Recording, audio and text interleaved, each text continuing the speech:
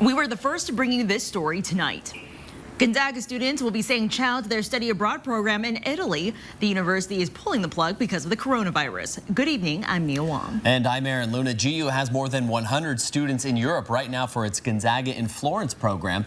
But with uncertainty surrounding coronavirus, it decided it's best not to take any chances. Nikki Torres is with us. How soon could some of these students come home, Nikki?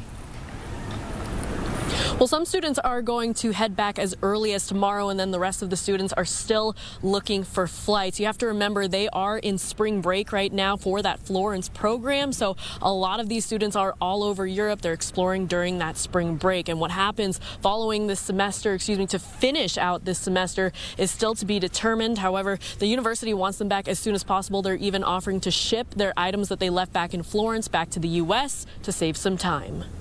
They say you're supposed to find yourself in Europe, but for 161 Gonzaga in Florence students, they're just trying to find a flight back to the U.S.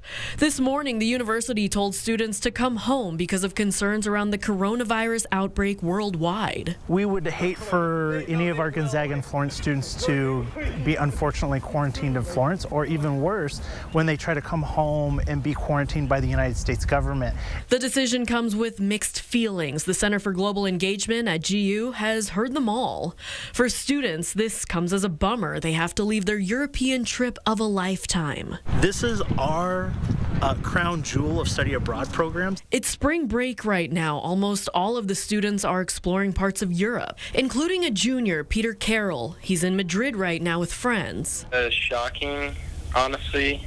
I was not expecting the campus to close. I had heard earlier in the day that other programs had gotten shut down, and I did not think that the situation had escalated to a point where Gonzaga would cancel, but some other kids thought that if other schools were canceling, Gonzaga would most likely cancel. This morning, they did. So I hadn't read the email yet, but one of my buddies texted me. He said, "Oh, man, have you seen this yet? This really stinks." And I was like, I don't know what you mean.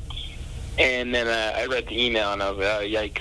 He says he knows the university is looking out for them, but still, this was a trip he didn't want cut short. They love Florence.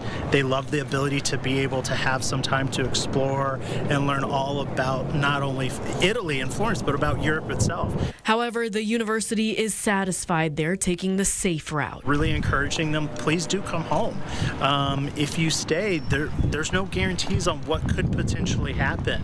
You know, if you get quarantined, not necessarily in Italy, but if you get quarantined in another country, that's not something that we want to happen to you. Most parents and families agree. We recognize that the health and safety of our students is our priority number one, and they recognize that, the families recognize that, and so they've been very appreciative.